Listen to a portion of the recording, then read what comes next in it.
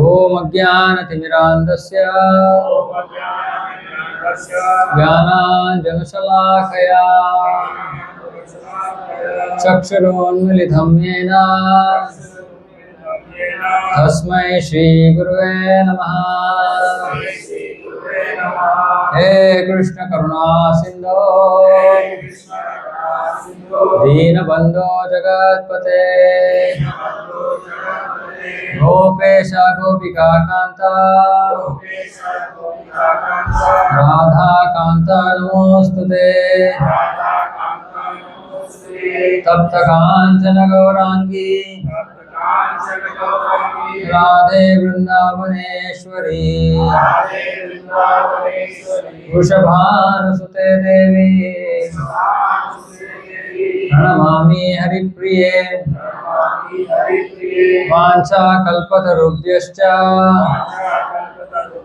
कृपा सिन्धुभ्यैव च पतितानां पावनेभ्यो वैष्णवेभ्यो नमो नमः।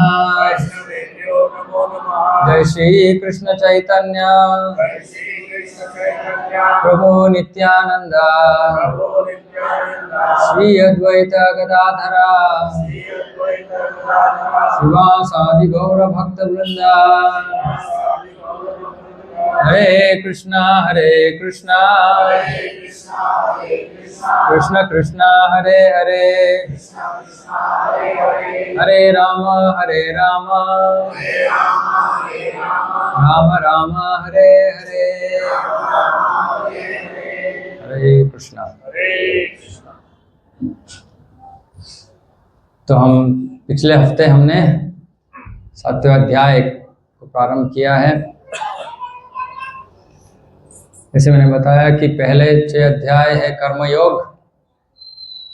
आखिर के 6 अध्याय है ज्ञान योग, और बीच के सबसे महत्वपूर्ण जो विषय है भगवत गीता में उसको कहते हैं भक्ति योग।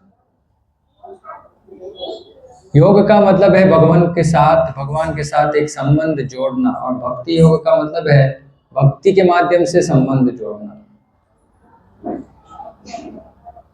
और जैसे मैंने बताया पिछले हफ्ते कि ये है पूर्ण वेदों का सार है ये 6 अध्याय। भगवत गीता को ही गीतोपनिषद बोलते हैं, उसमें विशेष रूप से ये 6 अध्याय सबसे महत्वपूर्ण है। और भगवान के बारे में समझने के लिए हमको क्या करना पड़ेगा उसके लिए उसका तो उत्तर भगवान ने पहले श्लोक में बता दिया। क्या बता दिया उन्होंने?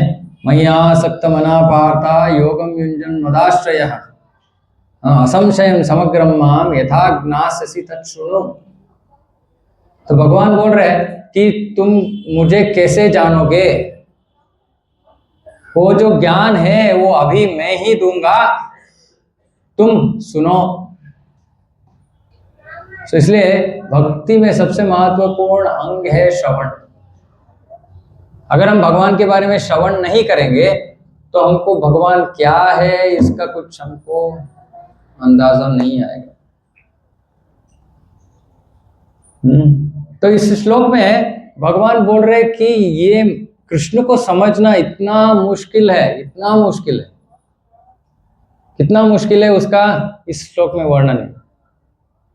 तो मैं श्लोक को बोलूंगा, आप दोहराइए। मनुष्याणां सहस्रेषु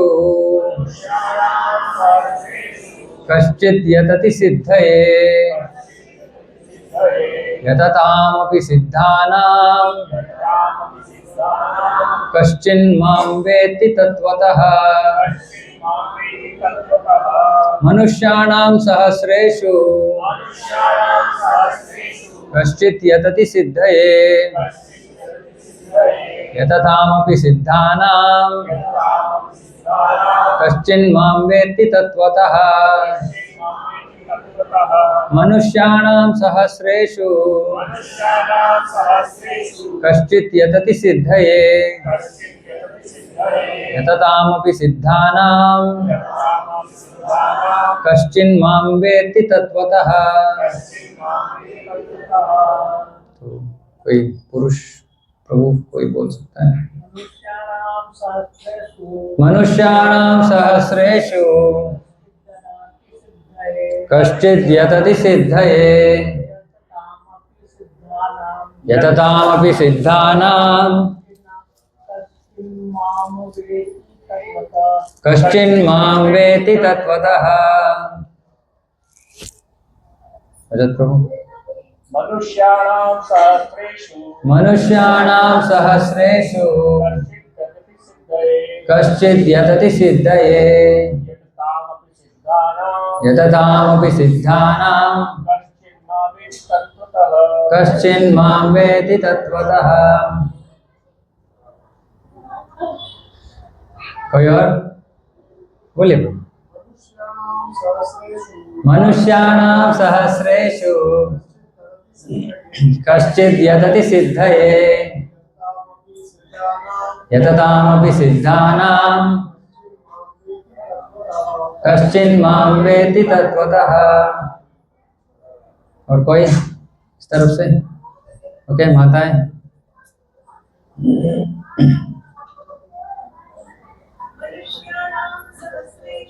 मनुष्याणां सहस्रेषु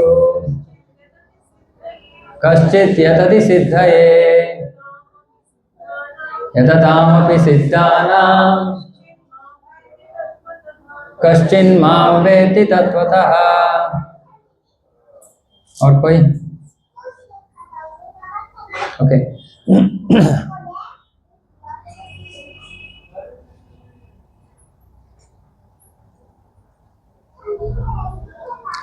तो यहाँ बोल रहे हैं मनुष्याणाम सहस्रेषु। इसका मतलब है कि हजारों लोगों के बीच में कश्चित यतति सिद्ध है, एक व्यक्ति सिद्धि पाने की कोशिश करता है। हजारों लोगों के बीच में एक व्यक्ति सिद्धि पाने की कोशिश करता है। यततामपि सिद्धानाम, जिन्होंने सिद्धि प्राप्त की, हजारों ऐसे सिद्धि प्राप्त किए हुए पुरुषों के बीच में एक व्यक्ति भी कश्चिन माम वेति तत्वतः, एक व्यक्ति भी मुझे तत्वतः समझ नहीं सकता। अभी 7वें अध्याय पहले श्लोक में हमने बताया कि आध्यात्मिक जीवन का आधार है श्रवण, और उसमें एक बहुत महत्वपूर्ण श्लोक हमने भागवत से पढ़ा, शृण्वतां स्वकथा कृष्ण पुण्य श्रवण कीर्तन हृदयंतस्थो यह भद्राणि विदुनोति सुहृत्सताम्। बोल रहे शृण्वतां स्वकथा कृष्ण, कृष्ण के बारे में, कृष्ण कथा श्रवण करने से विदुनोति सुहृत्सताम्, जो हमारे हृदय में मैल है वो सब धुल जाएगा। और उसका नतीजा क्या है, उसका परिणाम क्या है?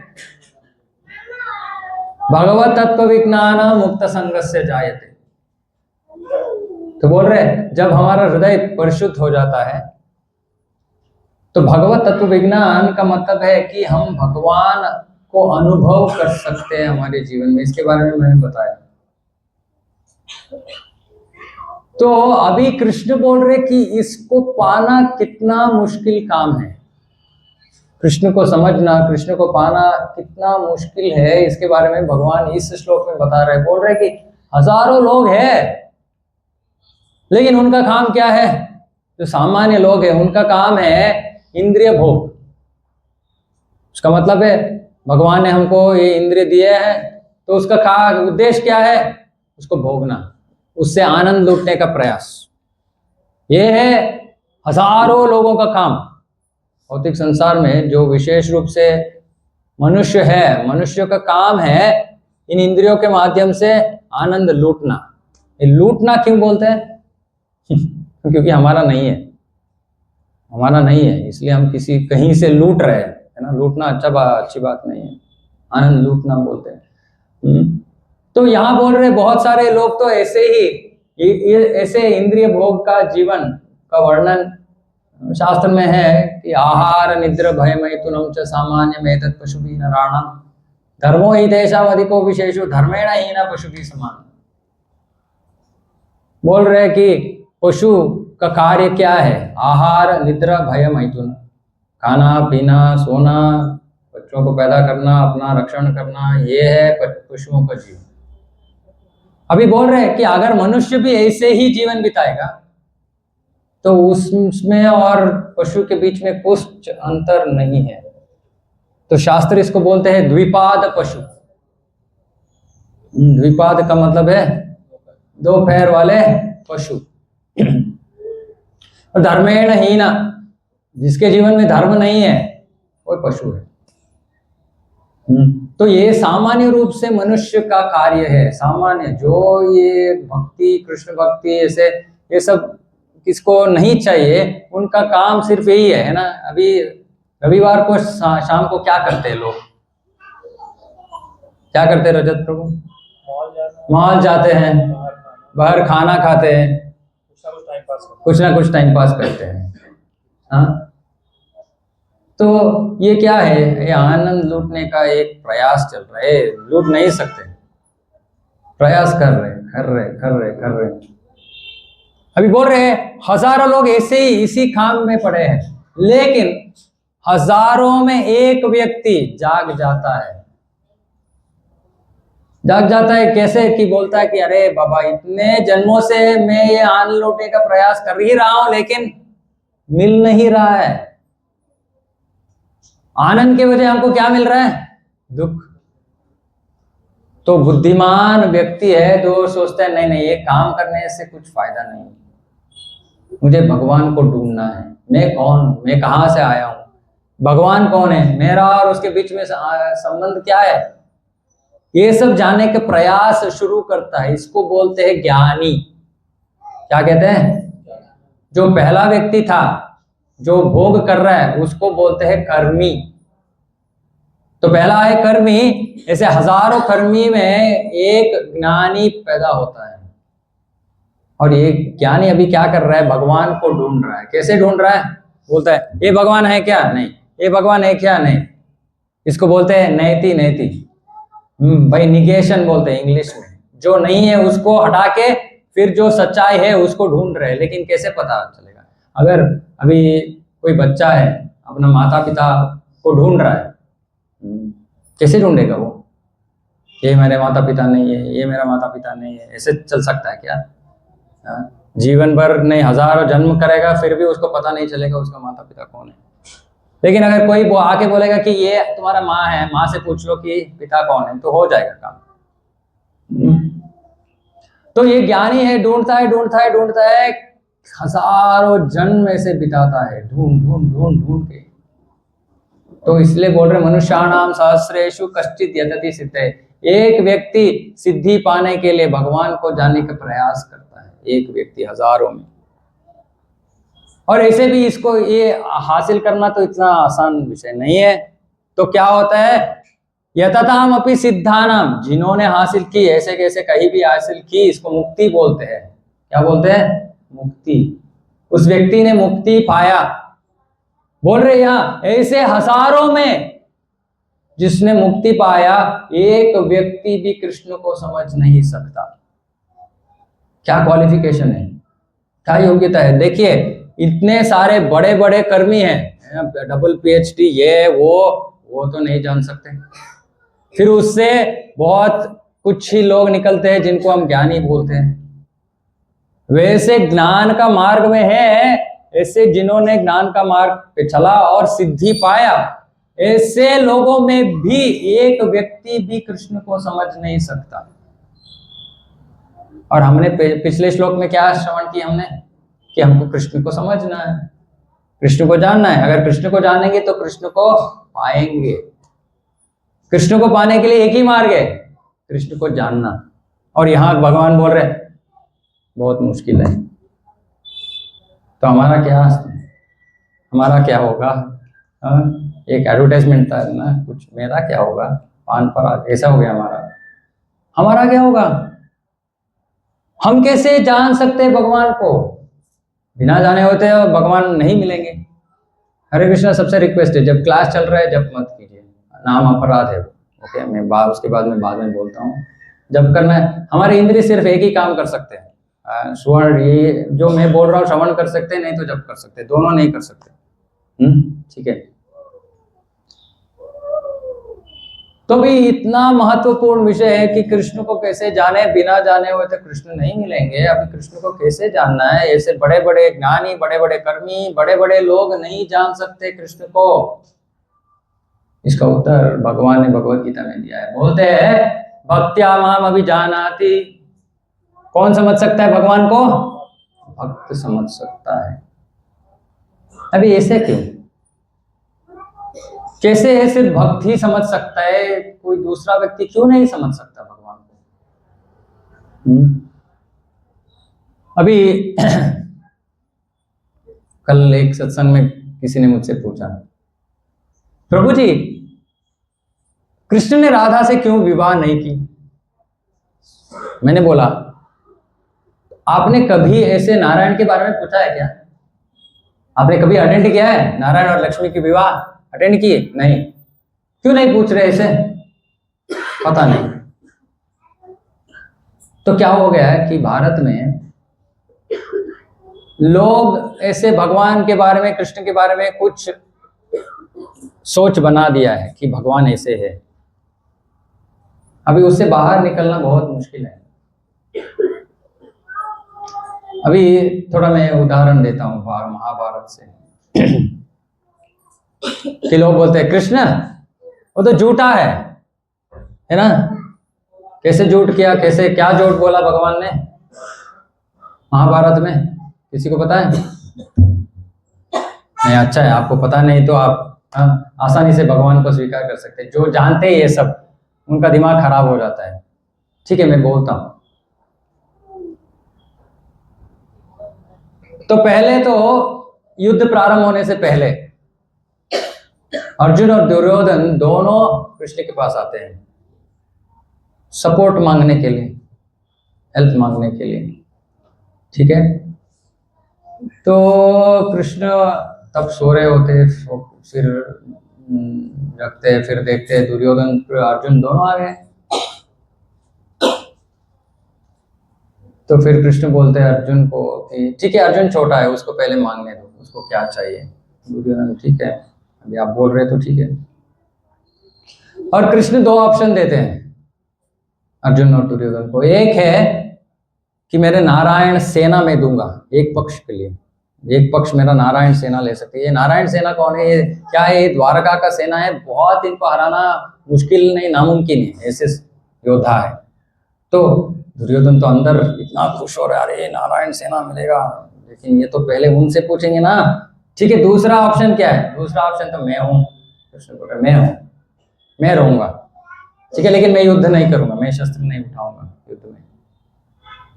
ठीक है, पहला अर्जुन क्या चाहिए? दुर्योधन प्रार्थना कर रहे हैं, अरे ये क्या है, अगर नारायण सेना मांग लेगा तो मेरा तो गया काम। प्रार्थना कर रहे हैं। अर्जुन क्या बोलता है? अर्जुन बोलता है अरे कृष्ण तू हो मेरे साथ, मुझे और कुछ ही नहीं चाहिए। दुर्योधन तो कूद रहा है, रे कितना पागल है ये। वो कृष्ण को लेके क्या करेगा ये?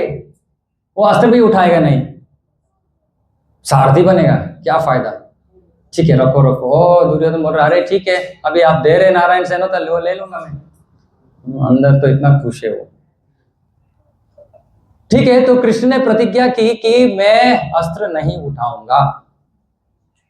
अभी सामान्य रूप से अगर कोई व्यक्ति कुछ ऐसे प्रतिज्ञा करता है और उसका पालन नहीं करता है तो अच्छा नहीं है ना, लो क्लास है व्यक्ति। अभी युद्ध चल रहा है, तो एक दिन क्या हो जाता है कि कुछ परिस्थितियों के कारण भीष्म पितामह निर्धार करते हैं, डिसाइड करते हैं कि आज दो विषय हो सकते हैं। एक तो अर्जुन मरेगा, अगर अर्जुन मरेगा, नहीं तो कृष्ण अस्त्र उठाएंगे। ये उनका शपथ था, प्रतिज्ञा। अभी भीष्मदेव तो बहुत कठिन योद्धा है, बहुत पावरफुल योद्धा है। ठीक है, तो उस दिन उन्होंने इतना ऐसे उन्होंने युद्ध की कि अर्जुन तो मरने वाला था, अर्जुन का तो काम समाप्त। अभी देखिए, अभी परिस्थिति क्या है, बहुत मुश्किल परिस्थिति है। दो भक्त है, एक अर्जुन, दूसरा भीष्म पितामह। अभी कितने भक्तों को यहाँ पता है कि भीष्म पितामह भी भक्त थे? भीष्म पितामह ने क्या दिया हमको, जो बहुत सारे लोग दक्षिण भारत में विशेष रूप से पढ़ते हैं रोज, विष्णु सहस्त्र नाम। तो कब दिया है भीष्म देव ने इसको? जब वो शैया, क्या बाण के शैया के ऊपर वो इतने दर्द में होंगे शायद, तब वो भगवान का गुणगान कर रहे हैं, विष्णु जी का भगवान का गुणगान कर रहे हैं, और उनका 1000 नाम। कितना भाव होना चाहिए ना, मरते हुए व्यक्ति, जैसे भगवान का एक नाम नहीं, 1000 नाम ले रहा है, तो बड़े भक्त है भीष्मदेव। अभी कृष्ण का स्थिति देखिए, अभी प्रतिज्ञा है भीष्मदेव ने किया, अभी भीष्मदेव भी भक्त है, तो उनका प्रतिज्ञा टूट नहीं सकती। भगवान उसका भी रक्षण करेंगे और अर्जुन को भी रक्षण करेंगे, क्योंकि अर्जुन तो मित्र है। तो क्या ऑप्शन रहा भगवान के? तो दो ही थे ना, एक तो अर्जुन मरेगा, नहीं अर्जुन तो मर नहीं सकता, तो दूसरा क्या था मार्ग, शस्त्र उठाना।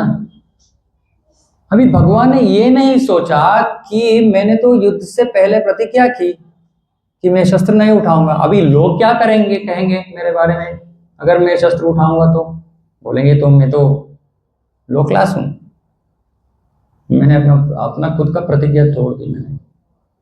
लेकिन भगवान ने इसके बारे में सोचा नहीं, उनको नहीं चाहिए लोग क्या सोचेंगे उनके बारे में, उनको उसके बारे में कुछ भी लेना देना नहीं है। उनको क्या चाहिए, कौन चाहिए?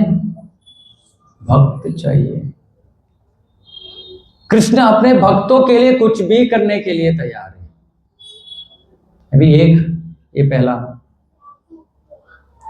दूसरा, जो धर्मराज युधिष्ठिर महाराज थे, वो कभी भी उन्होंने झूठ नहीं किया, कहा था। अभी कृष्ण क्या कहलवाते हैं उनसे? झूठ कहलवाते हैं। अभी लोग बोलते देख, खुद भी झूठा है, दूसरों से भी झूठ कहलाता है। क्या भगवान है आपका। तो इतना आसान नहीं है कृष्ण को समझना। और एक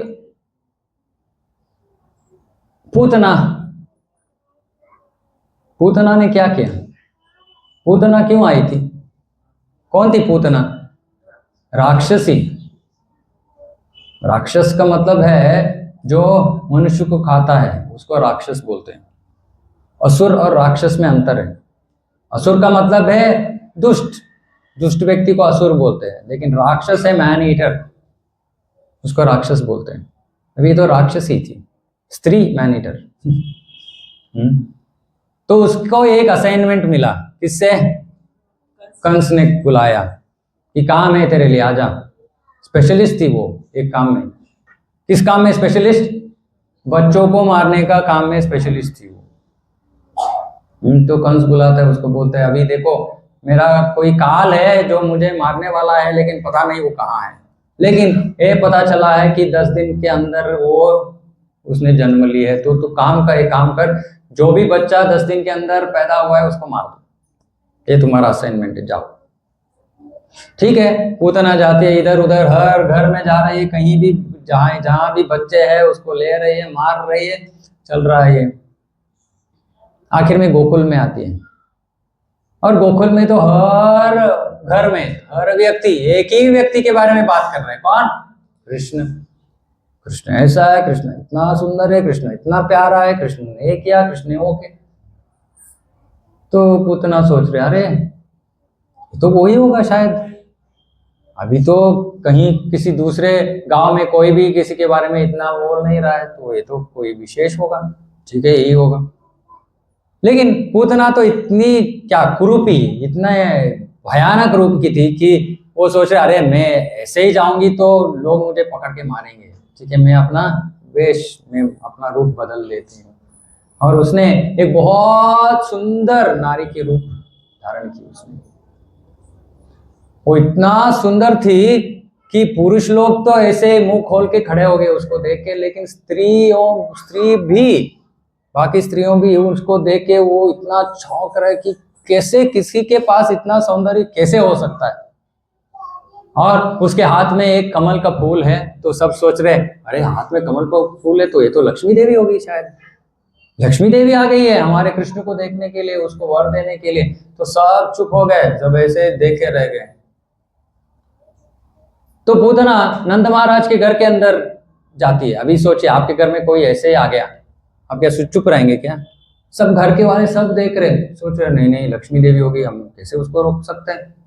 तो सब ऐसे ही देख रहे। तो पूतना ऐसे अंदर चली गई, कृष्ण के रूम तक पहुंच गई। तो वहां और यशोदा और रोहिणी खड़ी है, वो भी कुछ नहीं बोल रहे, मुंह से कुछ निकल नहीं रहा है। वो आके पूछती है कृष्ण कहाँ है, ऐसे दिखा रहे वहां है कृष्ण। तो गई वो रूम के अंदर, दरवाजा बंद करती है। और जब वो कृष्ण को देखती है तो उसको पता चल जाता है अरे ये तो कोई सामान्य शिशु नहीं है, इसके पास तो इतना शक्ति है कि वो इस ब्रह्मांड को नाश करके फिर से सृष्टि कर सकता है। इतना शक्ति है इस बालक में, इस शिशु में। लेकिन राक्षसी थी, उसका क्या इतना तत्व तर्क ऐसे कुछ नहीं चलता है ना, दुष्ट काम करना है ठीक है। तो क्या करने के लिए आई थी वो? स्तनों के ऊपर उसने विष डाल के आई थी। उसका सोच ये था कि कृष्ण तो बालक है, उसको दूध पिलाऊंगी, दूध के साथ विष पी जाएगा और मर जाएगा। इतना आसान समझ के आ गई। और कृष्ण ने क्या किया? कृष्ण ने दूध तो पिया, लेकिन दूध के साथ उसका प्राण वायु में खींच लिया भगवान ने, और मर गई वो। अभी सोचिए, कोई आपको कुछ नुकसान पहुंचाने के लिए आता है, आप उसको क्या करेंगे? उसका क्या करेंगे आप? पुलिस को बुलाएंगे, मारेंगे, पीटेंगे, ये करेंगे, वो करेंगे। कृष्ण ने क्या किया पूतना के साथ? कृष्ण ने क्या देखा पूतना में? कृष्ण ये देख रहा है कि अरे ये तो मुझे दूध पिलाने के लिए आ गई, ये तो मेरी क्या बोलते हैं, दो ही लोग हैं जो बच्चों को दूध पिलाते हैं, एक ही माँ और दूसरा है आया और जो भी कहते हैं नर्स। तो कृष्ण सोच रहे ये तो नर्स है, मुझे दूध पिलाने के लिए आ गई, मैं तो दूध भी पिया उसका। तो वो सोच रहे ठीक है, तो इसको नर्स का स्थान दे दूंगा मैं मेरे गोलोक वृंदावन में। इसको जो मारने के लिए आई थी उसको भगवान ने अपने धाम में नर्स का स्थान दे दिया। अभी कौन समझ सकता है ये सब? एक जगह झूठ बोल रहे, दूसरी जगह जिसको योग्यता नहीं उसको गोलोक धाम भेज दिया, और तीसरा तो जो समझ में आता ही नहीं वो है क्या, ये सब लड़कियों के साथ नाच रहे, ये कर रहे, वो कर रहे। कौन समझ सकता है ये सब? तो प्रभुपाद जी इस तात्पर्य में लिखते हैं कि ये जो ज्ञानी है, ज्ञानी कौन है?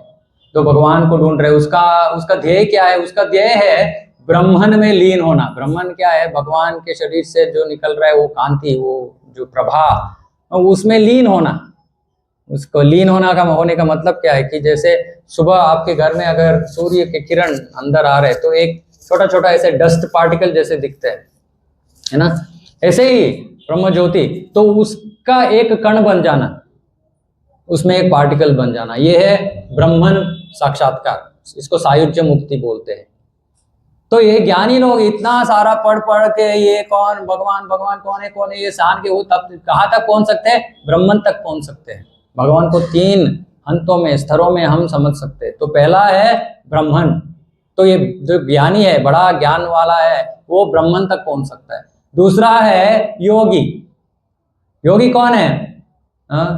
अष्टांग योग करता है, यम नियम आसन प्राणायाम प्रत्याहार धारण ध्यान समाधि, अष्टांग है। ये अष्टांग के माध्यम से वो क्या पाता है? अष्ट सिद्धि पाता है। अष्ट सिद्धि क्या होता है? विपिन प्रभु क्या चाहिए आपको? जल्दी बोलिए, अरे जल्दी बोलिए। ठीक है, हाँ क्या चाहिए प्रभु?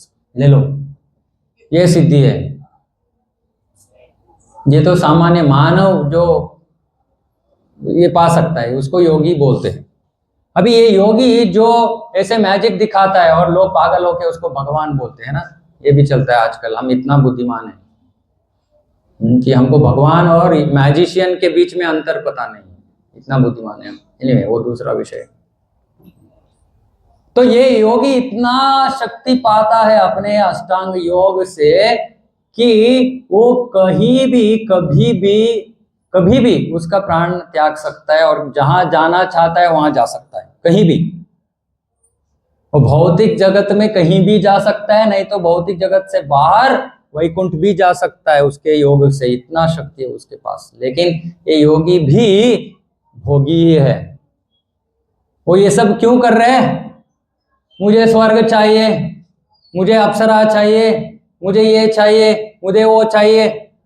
तो मरते हैं, इसको बोलते हैं, वो कैसे मरते हैं कि यहाँ ब्रह्मरंध्र है, एक बहुत सबसे डेलिकेट पार्ट आपके सिर के, वहां से आत्मा बाहर निकलती है और उनका मन में जो है, मरने से पहले सोचते हैं कि मुझे स्वर्ग लोक जाना है, तो ट्रांसपोर्ट, ऑटोमेटिक ट्रांसपोर्ट, तो चले जाते हैं। इतना शक्ति। लेकिन ये भी इतना ऐसे शक्ति, इतने नाम इसके पीछे पड़े हैं कि वो सोच रहे नहीं, मुझे अष्ट सिद्धि चाहिए, मुझे नाम कमाना है, मुझे स्थान कमाना है, ये वो। तो भगवान यहाँ बोल रहे हैं कि जो स्वार्थी है वो तो मुझे नहीं समझ सकता, जो अपना पाने की कोशिश में लगा हुआ है। ज्ञानी ज्ञान पाके भगवान में लीन होने के प्रयास कर रहा है। योगी ये सब सिद्धि पाके वो भी कुछ पाने के पीछे पड़ा। भगवान बोल रहे ये सब मुझे नहीं समझ सकते। कौन समझ सकता है? भक्त्या माम अभिजानाति, कृष्ण भगवत गीता में बोल रहे हैं। कौन समझ सकता है?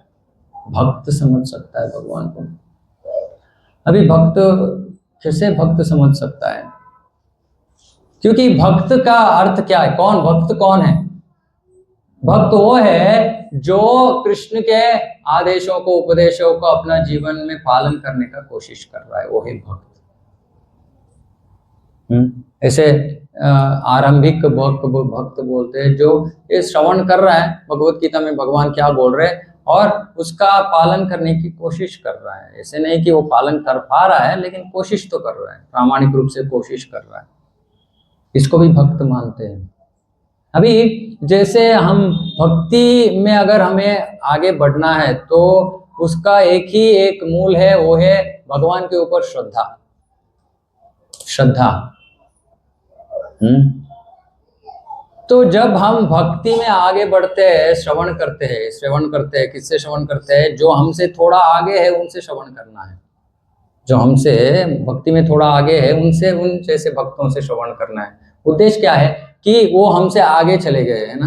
अभी ये भक्ति के मार्ग में बहुत सारे ऐसे परिस्थितियां आते हैं, वो सब उन्होंने झेल लिया, उन्होंने सीख लिया और उनके जीवन में श्रद्धा जो है भगवान के ऊपर हमसे ज्यादा है। तो वो कहते हैं कि भगवान बोल रहे भगवत गीता में, अनन्या चिंतयन्तो मां ये जना पर्युपासते तेषां नित्याभियुक्तानां योगक्षेमं वहाम्यहम्। कृष्ण प्रतिज्ञा कर रहे भगवत गीता में, अनन्या चिंतयन्तो मां, जो अनन्य रूप से मेरा चिंतन करता है। अनन्य का मतलब है हर समय इधर उधर भटकता नहीं है। जो अनन्य रूप से मेरा चिंतन करता है, मेरे बारे में सोच रहा है, मेरा सेवा कर रहा है, तेषां नित्याभियुक्तानां योगक्षेमं वहाम्यहम्। भगवान बोल रहे हैं उसके जीवन में जो नहीं है मैं दूंगा, उसके जीवन में जो है उसका संरक्षण करूंगा मैं। ये भगवान का प्रतिज्ञा है। अभी इस वाक्य का अनुभव कौन कर सकता है?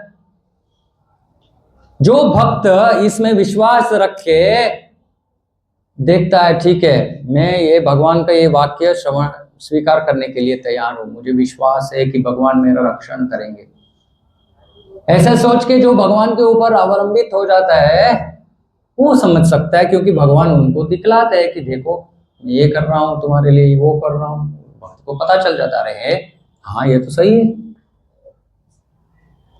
अभी देखिए जो, और इसको कैसे हम स्वीकार कर सकते हैं, जो पूतना जैसे राक्षसी को अपना धाम दे दिया, तो भक्त को क्या प्यार नहीं करेंगे क्या? भक्त का वो देखभाल नहीं करेंगे क्या?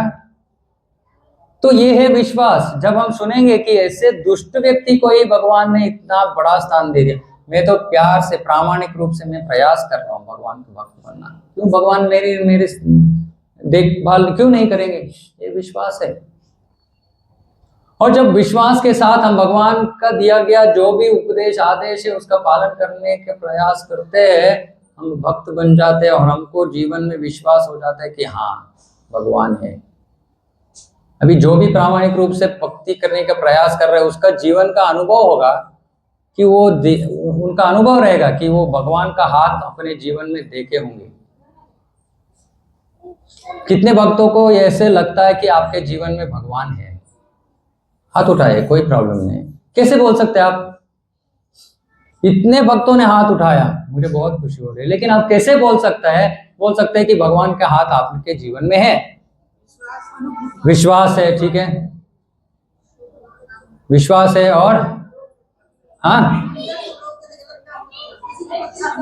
ओके, वो तो ठीक है, वो परमात्मा है, हृदय में बैठे हैं, ठीक है।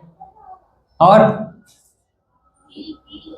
हाँ फील होता है, ओके फील होता है। अभी आपको क्या करना है? नेक्स्ट फीलिंग से अनुभव करने का स्तर तक पहुंचना है। नेक्स्ट ये अनुभव क्या होता है जीवन में? Actually experience. जैसे मैं आपको कुछ उदाहरण दूंगा। अरे क्या चल रहा है वहां? मोबाइल फोन ऑफ कीजिए। जैसे कि जैसे मैंने पिछले हफ्ते मैंने एक उदाहरण दी कि मेरा रविवार के सुबह में मुझे कहीं जाना था 8 बजे और मेरा व्हीकल पंचर हो गया था, कार। मैंने क्या बताया कि पिछले दिन कोई आके मेरा व्हीकल का पंचर डाल के गया। मैं किसी को बताया नहीं, मुझे पता भी नहीं था कि वो पंचर हुआ है। अगर वो ऐसे ही रहा हुआ होता तो नेक्स्ट डे मेरा प्लान जो था, मैं कहीं जाना था, मुझे बुक्स लेके जाना था, नहीं होता। लेकिन भगवान को पता है कि मैं उनका काम कर रहा हूँ, वो उनका सेवा है ना। तो भगवान क्या करते हैं? ऐसे हम उनको रक्षण करते हैं, उनका रक्षण करते हैं, उनको मार्ग दिखाते हैं। ये सब अनुभव का विषय है। जब आप भगवान के लिए कुछ करने के प्रयास करते हैं ना, ऐसे हमारे भक्त अभी पुस्तक वितरण के लिए गए हैं, तो हमारे एक भक्त के एक मंडली है, तो वो इतना कृपा बांट रहे हैं, रोज सब बांट रहे हैं, लेकिन उनके हाथ से बहुत ज्यादा निकल रहा है। बहुत लोग आके ले रहे हैं। ऐसे एक दिन जाते हैं, एक शाम को वितरण करने के लिए एक 60, 70, 80 लोगों को पुस्तक वितरण करने आकर के आते हैं। इतना आसान नहीं है वो। तो सब भक्त उनसे पूछ रहे थे कि क्या है, रहस्य क्या है? तो उन्होंने बोला कि हम प्रार्थना करते हैं कि भगवान आप हमें कुछ लोग भेजो जिनको ये पुस्तक चाहिए। और वो बोल रहे कि भगवान भेज रहे हैं, हम कुछ नहीं कर रहे। तो उनका अनुभव हो गया कि भगवान है, कि उनको प्रार्थना करके गए हैं और उसका प्रार्थना का वो फल देख रहे हैं। तो ऐसे जब हम भक्ति में कुछ भी करने का प्रयास करते हैं, मैं अपने जीवन का उदाहरण बहुत दे सकता हूँ, लेकिन आपको ऐसे समझेगा कि आप सोचेंगे कि ये तो अपना गुणगान कर रहे हैं, तो नहीं बोलना चाहता मैं। लेकिन सबके जीवन में, सब जो भगवान को स्वीकार किया है कि भगवान उनका जीवन का ध्येय है, ऐसे हर भक्त के जीवन में, जैसे प्रभुपाद जी, तो बहुत उनके साथ हम कुछ अपने जीवन का तुलना नहीं कर सकते, लेकिन ऐसे कि इतने बड़े भक्त थे प्रभुपाद जी, और अमेरिका गए। एक जैसे मैंने बताया, उनके पास कुछ भी पैसा नहीं था, बिना पैसे के अमेरिका गए। कोई जाएगा यहाँ बिना एक पैसा, 1 रुपए जेब में अमेरिका गए? कैसे गए? क्या विश्वास था उनको? और पता था कि भगवान लेके मेरा देखभाल करेंगे, जो करवाना है मुझसे वो करवाएंगे। फिर वहां जाते हैं, उनको पता नहीं कि दाएं जाना है बाएं जाना है, पता नहीं कौन कहाँ जाना है, पता नहीं। 1 साल ऐसे ही भटकते रहे। कोई देखिए, हम बोलते जगत गुरु है ये, और ये जगत गुरु हर एक ऐसे गली गली में जा रहे, कोई सुनने वाला नहीं है, कोई सुनने वाला नहीं है। और प्रभुपाद जी रोज ऐसे वो शिप यार्ड तक आते थे, शिप स्टेशन आके पूछते थे कि भारत को अगला शिप कहाँ कब निकल रहा है। तो उनके मन में ये चल रहा था कि अरे कुछ नहीं हो रहा है मेरे से, मैं भारत जाऊंगा। लेकिन वो बोलते हैं अपने चरित्र में, बोलते हैं कि मुझे पता था कि मैं अकेला नहीं था, कौन था मेरे साथ? वो बोल रहे मेरे गुरु थे मेरे साथ, मेरे गुरु मेरे साथ थे और उन्होंने ये आज्ञा दी कि आप जाके विदेश में प्रचार करो। तो बोल रहे मुझे विश्वास था कि मेरे गुरु महाराज है मेरे साथ, तो वो कुछ करेंगे, मैं कुछ करेंगे नहीं, मैं कुछ करूंगा नहीं, वो करवाएंगे, वो करेंगे कुछ। और ये फिर आपको पता है कितने कम सालों ने जो प्रभुपाद जी ने किया, अभी भी जो इनसे ईर्ष्या नहीं करते, बड़े बड़े व्यक्ति, बड़े बड़े आध्यात्मिक मार्ग में जो है ऐसे व्यक्ति भी आके उन्होंने वो बोलते हैं कि जो प्रभुपाद जी ने किया वो कोई भी मानव नहीं कर सकता।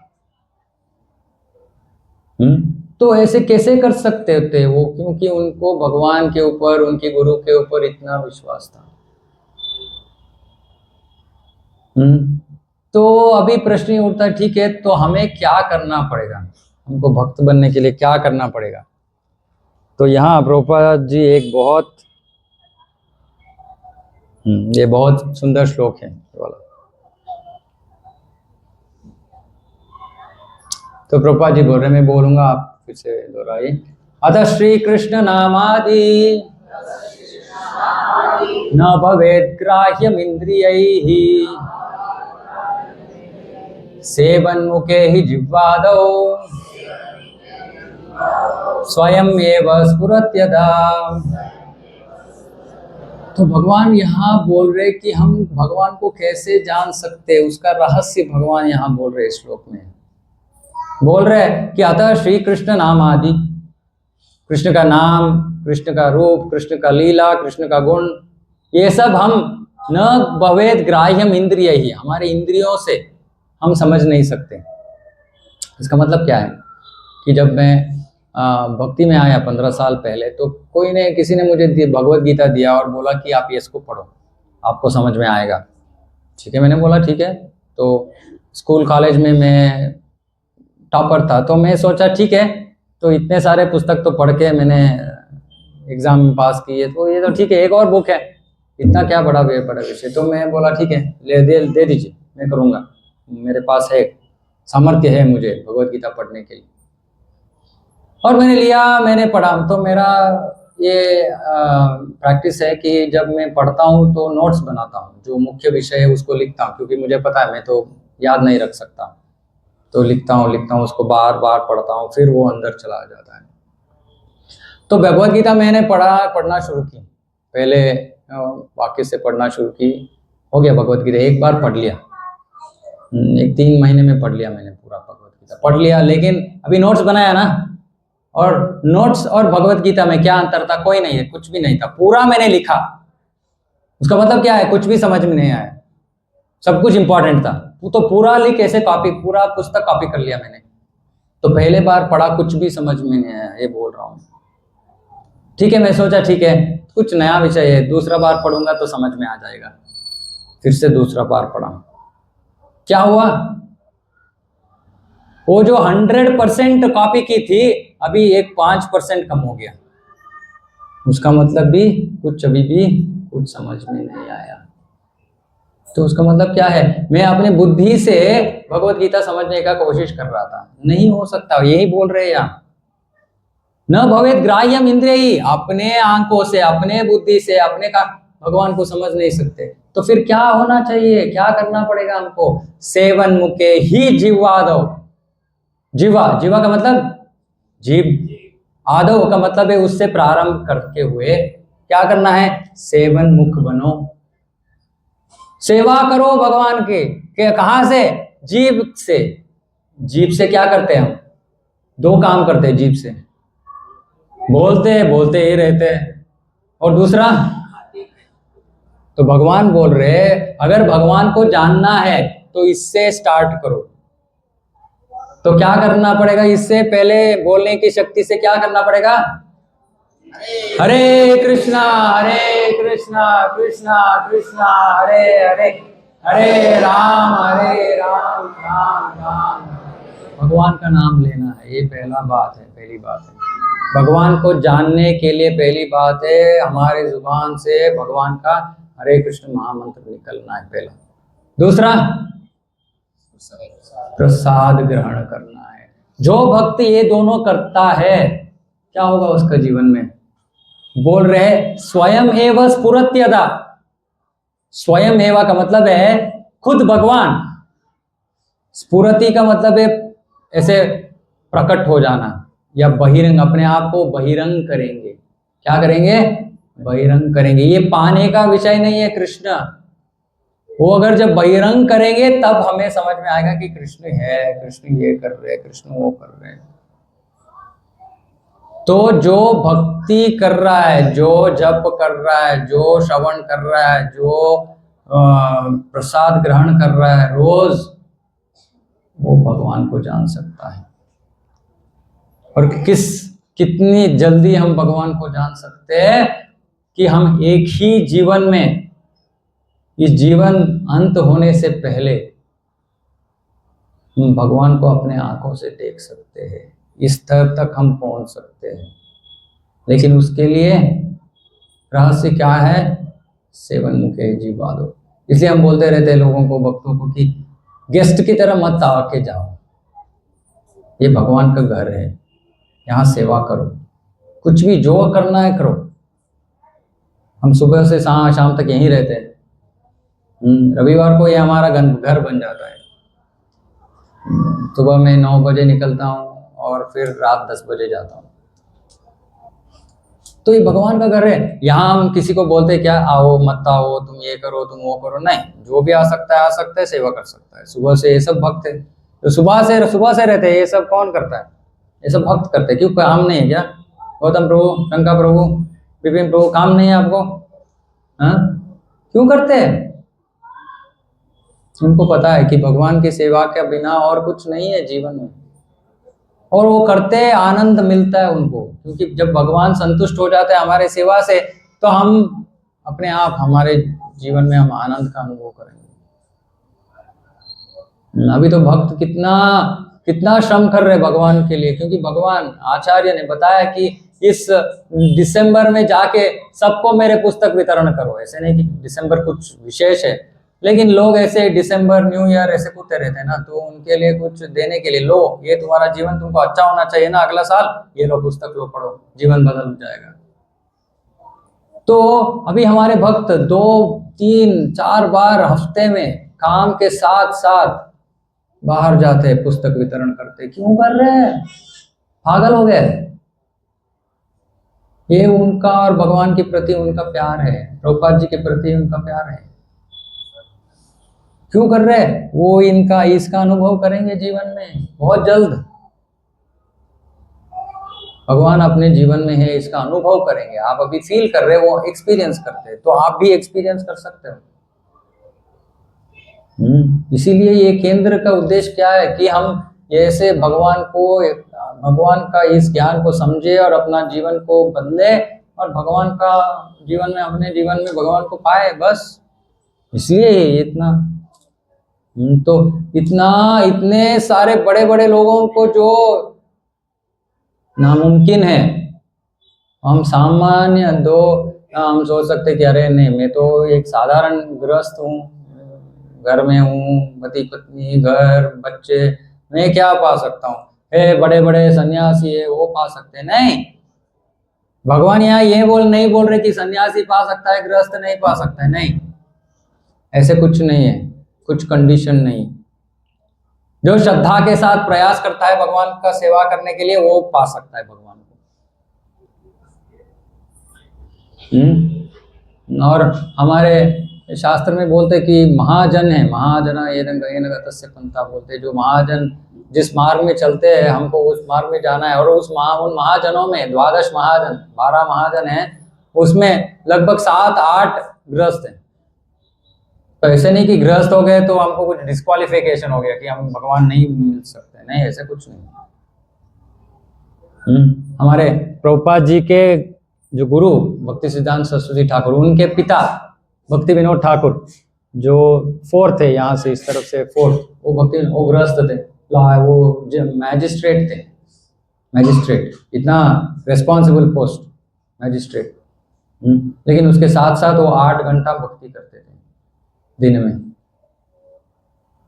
और उनके बच्चे वो तो ब्रह्मचारी थे, भक्ति सिद्धांत सरस्वती ठाकुर, और प्रभुपाद जी गृहस्थ थे।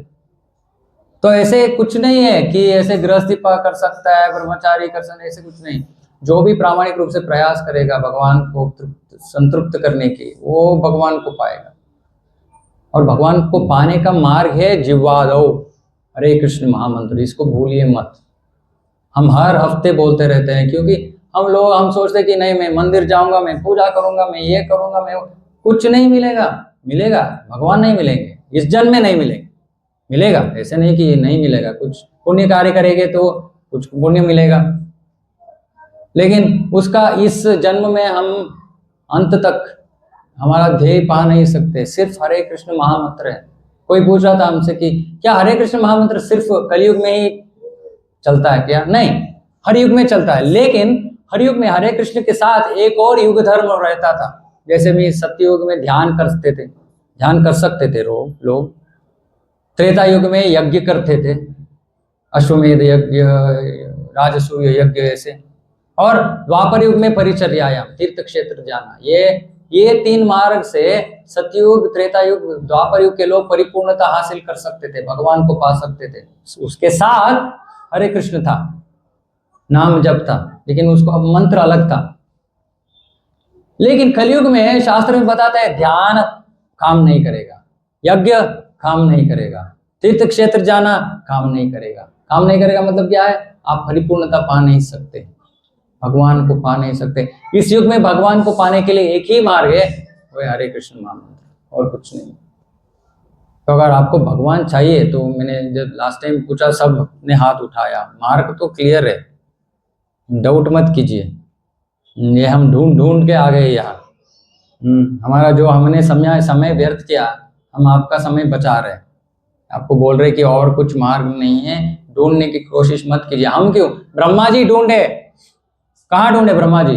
वेदों को 3 बार पाठ किया ब्रह्मा जी ने।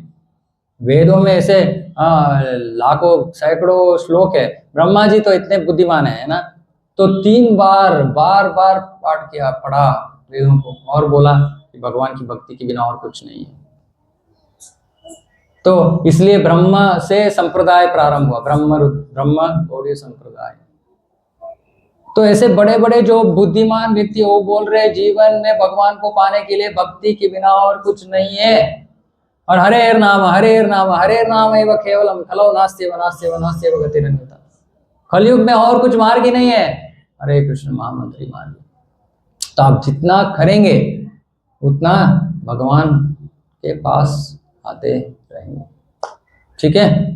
जो इतने सारे बड़े बड़े लोग नहीं कर सकते, बड़े सन्यासी नहीं कर सकते, वो हम साधारण लोग, साधारण नहीं है, मैं फिर से बोल रहा हूँ, जो भक्त यहाँ बैठ के भगवान के बारे में श्रवण कर रहा है वो साधारण नहीं है। साधारण का मतलब है लौकिक दृष्टि से साधारण हो सकते हैं हम, लेकिन भगवान की दृष्टि से हम ही विशेष है। भगवान आप क्या सोच रहे कि भगवान बाहर के लोगों को देख रहा है? नहीं देखते हैं। लोग गलतफहमी में हैं कि भगवान सबको देखते हैं। भगवान वो उस कार्य को देव देवताओं को दे दिया है, सौंप दिया है काम। अरे देख लो बाबा, इन सबका दुर्गा देवी है, इंद्र चंद्र वरुण वायु गणेश जी सब है। ये सामान्य जो व्यक्ति बाहर, जो भगवान के ऊपर उसका विश्वास नहीं है, उसका तो काम देव देवताओं कर रहे हैं। ठीक है, तूने ये किया, ये पढ़ लो, तूने ये किया, ये भुगतो, वो देव देवताएं कर रहे हैं। इसको क्या कहते हैं? हम सॉफ्टवेयर में आउटसोर्स कहते हैं। आउटसोर्स का मतलब है उस काम को भगवान ने किसी और को दे दिया कि तुम करो, मुझे नहीं करना है। और वो क्या कर रहे हैं? भक्तों की देखभाल। इसलिए आप सबका नाम मुझे पता नहीं, लेकिन किसको पता है? उनके पर्सनल डायरी में आपका नाम है। और भगवान, एक बार कोई व्यक्ति आके भगवान को कुछ भी अल्प सेवा करता है, बोलते नहीं। हम देखते बहुत सारे भक्त आते हैं भक्ति में और चले जाते हैं, बहुत अलग अलग कारण की वजह से, लेकिन कौन बोलेगा नहीं? भगवान बोलते नहीं। हम बोलते वो आया था, इतना बड़ा सेवा किया उसने, क्या किया? झाड़ू मारा, बड़ा सेवा। वो जो मारने के लिए आई थी, उसके लिए उसको ही उन्होंने गोलोक धाम दे दिया। अभी जो उसका घर झाड़ू मार रहे, उसको क्यों नहीं देंगे? तो भगवान कभी भी, हम भूल सकते हैं, भगवान नहीं भूलेंगे हमें। ये कृष्ण का, इसलिए मैं बोलता हूँ कि कृष्ण की भक्ति के बिना, शास्त्र में बोलते हैं, जब पूतना परीक्षित महाराज पूछ रहे हैं सुखदेव गोस्वामी से भागवत में कि पूतना, ऐसे पूतना को ऐसे ऐसे गति दे दी भगवान ने, तो इनसे ज्यादा कृपालु और कौन हो सकते हैं? इनसे ज्यादा कृपा किसके पास हो सकता है? इनको छोड़ के कौन किसी और के पास क्यों जाएगा? ये प्रश्न पूछते हैं परीक्षित महाराज भागवत में। जो इसको समझ सकता है, उसको स्वीकार कर सकता है, वो बोलता है ठीक है, मैं कृष्ण के पास जाऊंगा, मैं कहीं और नहीं जाऊंगा। लेकिन जिनको कृष्ण में विश्वास नहीं है, हम भटकते रहेंगे। पुनरपि जननम पुनरपि मरणम पुनरपि जननी जठरे शयन, फिर से जन्म लेंगे, फिर से मरेंगे, फिर से जन्म लेंगे, फिर से मरेंगे। अभी तो जन्म जन्म से यही करते आए हैं, ऐसे आगे जाएगा। लेकिन जो यहाँ कृष्ण के ऊपर विश्वास रख के कृष्ण का उपदेश भगवत गीता में जो स्वीकार करता है, भक्त बनता है, वो भगवान को समझेगा और अंत में भगवान को पाएगा। ठीक है, किसी का कुछ प्रश्न इसके बारे में? हाँ प्रभु।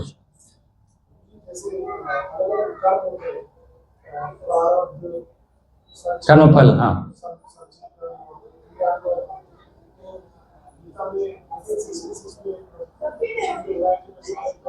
हाँ,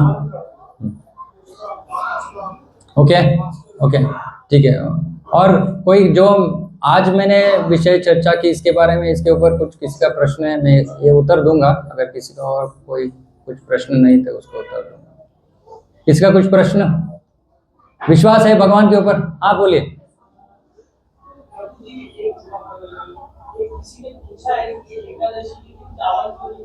एकादशी के दिन चावल क्यों? कुछ भी नहीं खाना है, तो उसके साथ चावल भी आ जाता है। एकादशी का मतलब है, इसको बोलते हैं माधव तिथि।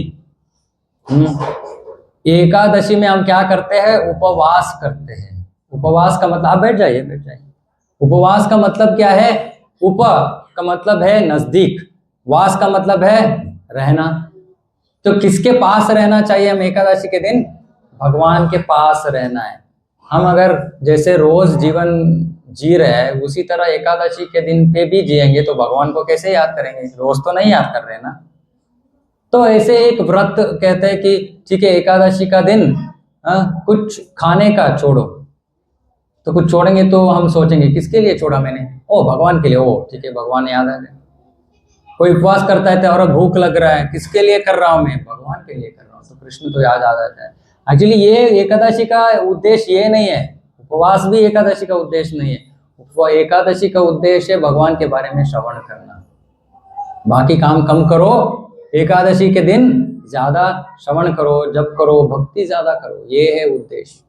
और हम भक्त क्या करते हैं कि मेनू चेंज कर लेते हैं ना।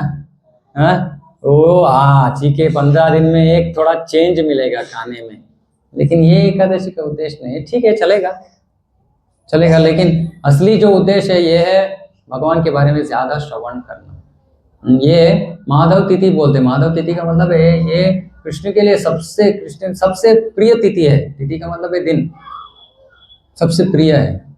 तो जो दिन उनके लिए इतना प्रिय है, तो उस दिन अगर हम उनको प्रसन्न करने के लिए कुछ करेंगे तो भगवान संतुष्ट होंगे ना, ज्यादा संतुष्ट होंगे सामान्य दिन। ओके, ठीक है। तो प्रभु जी का प्रश्न का उत्तर दूंगा। ये पूछ रहे कि अलग अलग कर्म फल में 4 स्टेज रहते हैं, 4 स्टेज। तो जो कर्म फल को हमें इस जन्म में भुगतना है उसको प्रारब्ध कहते हैं। प्रारब्ध का मतलब है इस जन्म में जो हमें अनुभव करना है, सुख दुख, इसको प्रारब्ध कर्म बोलते हैं। जैसे ये प्रारब्ध कर्म कहाँ से शुरू होता है? जब हम पैदा होते हैं वहां से शुरू होता है, मरने तक ये रहता है प्रारब्ध कर्म। उसके ऊपर ही हमारा जीवन का पूरा, आज इस जीवन में क्या क्या होगा सब कुछ डिसाइड उसके ऊपर रहता है। इसको प्रारब्ध कर्म बोलते हैं। अभी एक और है अप्रारब्ध कर्म। अप्रारब्ध का कर्म है कि अगले जन्मों के लिए हम इतने रईस है, हम पूरा कर्मफल इकट्ठा करके आए हैं, सिर्फ इस जन्म के लिए नहीं है, जन्म जन्मों के लिए है। पाप पुण्य संग्रह करके आ गए। अभी इसमें दो और है, कूट और बीज, ऐसे दो बोलते हैं। बीज का मतलब है जो अभी फूटेगा। तो बीज और प्रारब्ध दोनों साथ साथ हम एक जन्म में अनुभव करते हैं, बीज और प्रारब्ध को, और कूट और अप्रारब्ध को अगले जन्मों में हम अनुभव करते हैं। अभी जब भगवान अभी इस जन्म का सुख और दुख का कारण है प्रारब्ध और बीज, और भगवान बोल रहे हैं सर्वधर्मान परित्यज्य, सर्वधर्मान परित्यज्य माम एकम शरणम व्रज। सर्वधर्मान परित्यज्य माम एकम शरणम व्रज का मतलब क्या है? सर्वधर्म, सब धर्म को छोड़ के माम एकम, सिर्फ मुझे स्वीकार करो। तो भगवान क्या बोल रहे हैं? हम तो हम सर्व पापेभ्यो। भगवान ये नहीं बोल रहे मैं तुम्हें प्रारब्ध से मुक्त करूंगा, भगवान बोल रहे सब पापों से मुक्त करूंगा। तो भगवान किस किस कर्म से मुक्त करते हैं हमें? प्रारब्ध, बीज, कूट, अप्रारब्ध, सबको निकाल देंगे। लेकिन उसके लिए क्या करना पड़ेगा? शरणागत होना पड़ेगा। शरणागत और भक्ति करने में अंतर है थोड़ा। भक्ति करने का मतलब क्या है कि हम हमारे जो अलग दूसरे कार्य है, ऐसे हम दूसरे भक्ति या पूजा करते, पाठ करते, ये करते, वो करते, उसके साथ साथ हम कृष्ण को भी एक ऐड कर दिया जीवन में। ठीक है कृष्ण तू भी आ जा, मैं ऐसे 50 देव देवताओं का आराधना कर रहा हूँ, तेरा भी कर लूंगा, चलो। ये शरणागति नहीं, ये भी भक्ति है। मैं रोज जप कर रहा हूँ, मैं कृष्ण का पूजा कर रहा हूँ, ये भी भक्ति है, लेकिन ये शरणागति नहीं है। शरणागति का मतलब है किसी और के ऊपर डिपेंड नहीं होना, सिर्फ कृष्ण, इसको शरणागति बोलते हैं। जब भक्त शरणागत हो जाता है तो अभी भगवान आपके जीवन में सब कर्म फल लेने के लिए तैयार है।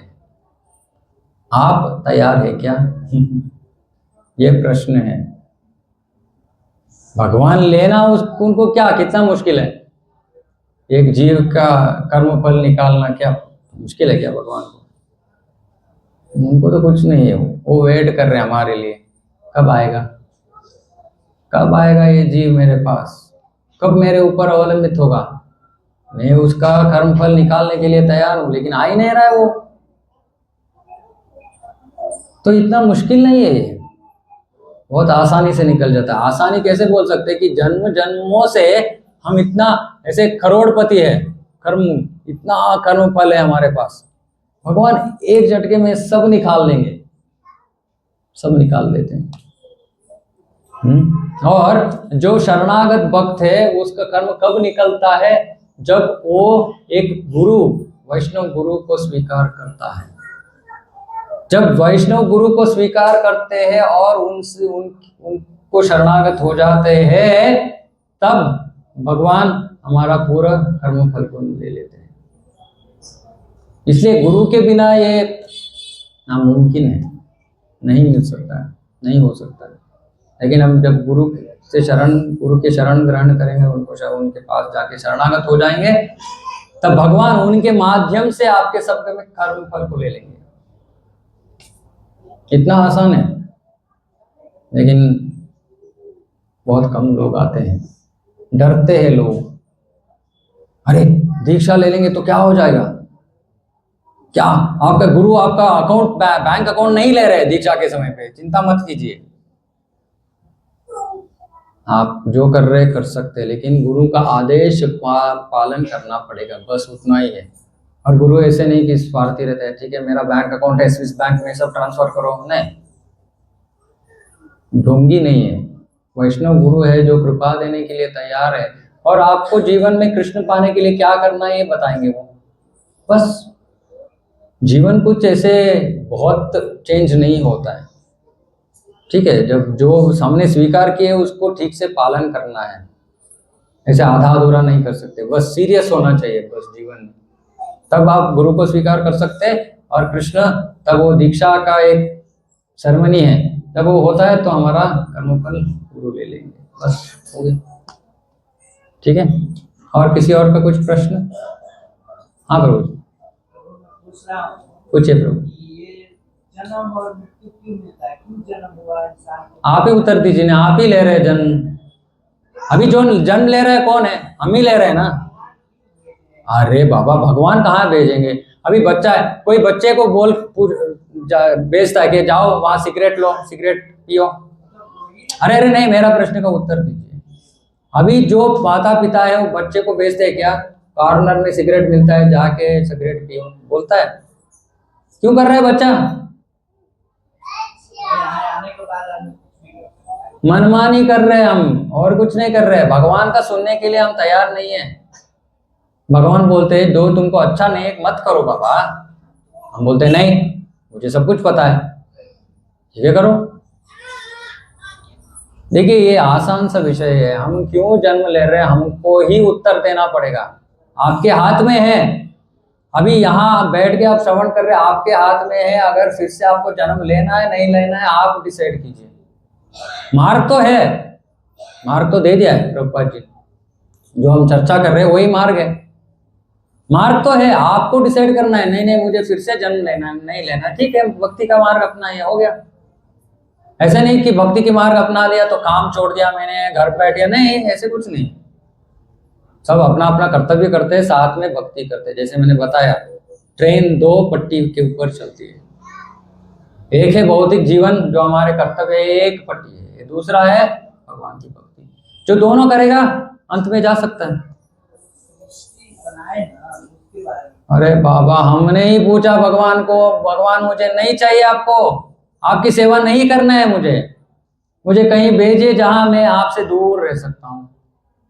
ऐसे बच्चे जाते हैं ना, आप मैं हॉलीडे पे जा रहा हूँ, माता पिता कोई नहीं रहेगा मुझको पूछने वाले, तो ऐसे हम भगवान से दूर आ गए। और अभी भी यहाँ भी इतना ठोकर खाने के बाद भी लोग समझ नहीं पा रहे हैं कि ये कारण क्या है। कारण है कि मैं भगवान को भूल गया हूँ, इसलिए मैं इतना दुख का अनुभव कर रहा हूँ। लेकिन कौन जानता है इसको? यहाँ जो बैठ के भगवत गीता पढ़ेगा उसको ही समझ में आएगा। लेकिन इतने सारे लोग कष्ट तो झेल रहे हैं, लेकिन किसी को उसका प्रश्न नहीं है। यही मनुष्य का काम है। मनुष्य का काम क्या है कि पूछना, अरे मुझे क्यों, मेरे जीवन में क्यों कष्ट क्यों? मेरे जीवन में मुझे सिर्फ सुख चाहिए, कैसे मिल सकता है? ये पूछना मनुष्य का कर्तव्य है। जो मनुष्य पूछेगा वो पाएगा। अभी आप पूछना, ये जिज्ञासा इसको बोलते हैं, अथा तो ब्रह्म जिज्ञासा। ये जिज्ञासा जब हम शुरू करते हैं, अंत कहाँ? कृष्ण के पास चले जाते हैं। ठीक है, रेडी जाने के लिए? आपको डिसाइड करना है, तो टेंशन मत लीजिए, कल कोई नहीं जाएगा, कल काम पे जाएंगे आप सुबह। ऐसे मत सोच, अरे प्रभु बोल रहे संडे अगर मैं आज हूँ, हाँ बोल दो तो कल क्या होगा? कुछ नहीं होगा। कल भी सुबह उठेंगे, नहाएंगे, काम पे जाएंगे, खाना खाएंगे, सब कुछ करेंगे।